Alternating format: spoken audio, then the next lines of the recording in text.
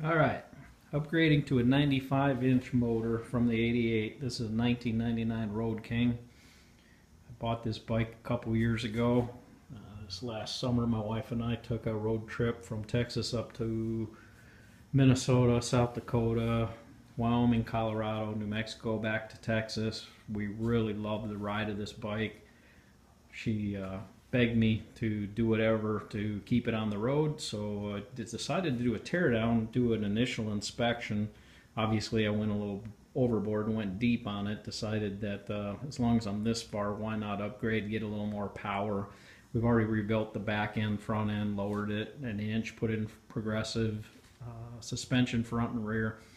So it just seemed natural to kind of tear the motor down, rebuild everything, make it last as long as we can. Since I couldn't find any videos, or not many anyways, on the 95-inch hot kit upgrades, I decided to post a video. Maybe it'll be helpful to somebody else that's considering the job. So the teardown really, it's not that difficult if you're mechanically inclined and got a few tools. Destruction's always the easy part, right? When I took this apart, I mapped everything out because I wasn't sure how I was going to put it all back together, or what was going back in, what I was going to replace.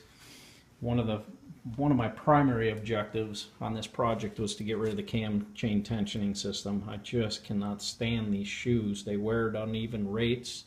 Harley recommends you check them every year. It just takes away a lot of riding time. I don't like the maintenance of it. So that's the inner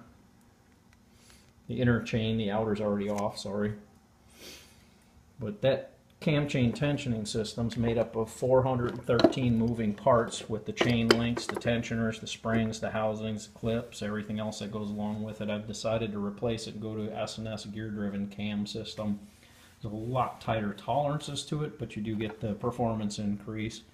There were some things initially that I came across when the parts arrived, and the first one that came to mind is when you put in the new bearings, those are the inner bearings. The silver marks on that housing is about 5 thousandths on each side that I had to remove for the gear-driven cam lobes. They recommend, S&S recommends a minimum of 30 thousandths of an inch, so it was a bit tight. I ground a little of that out. Still have a little cleanup to do in there because you definitely don't want those metal chips floating around inside your case. After that, everything seems pretty simple, pretty straightforward. This is just the beginning of it. These are all the new parts that have come in. This is the S&S hot setup kit. I put all the clean parts over here on the table. So there's new heads.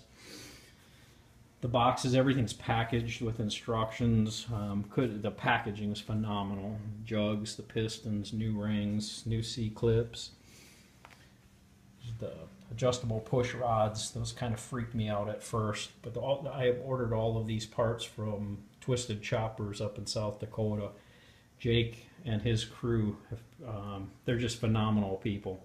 If you need questions on motors or custom-made frames, fenders, they do it in-house. So when it came time to rebuild this motor, there was only one person I was going to call and ask for which gaskets I should be using and what are the right parts.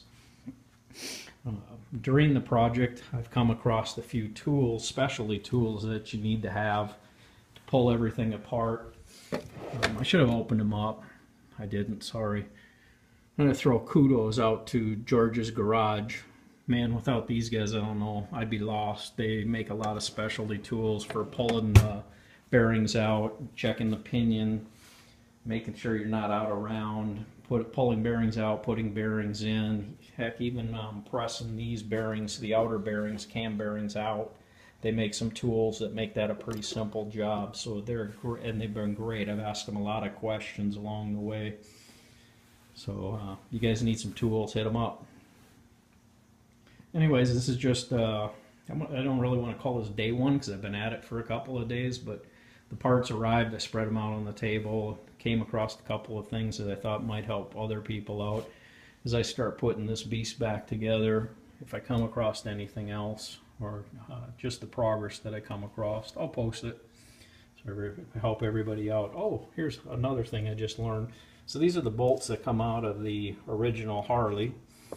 When you pull the heads off, you have 2 short bolts, 2 long bolts. With the new S&S heads, you get rid of the short bolts and you use your long bolts, and then they ship you longer bolts, but you don't end up reusing the short bolts. And they send 4, 2 for each head, so just so make you aware of that. I'm still trying to figure out the intake manifold. According to the directions, my original intake manifold from a Harley motor may not work on the S&S motor. I'm still trying to figure that out. Wouldn't be the worst of things to upgrade and get a bigger carb that passes more air, but I'm still trying to figure that one out. So this is video 1. If I learn anything else, I'll post it. Hopefully it helps somebody out. Cheers. Ride safe.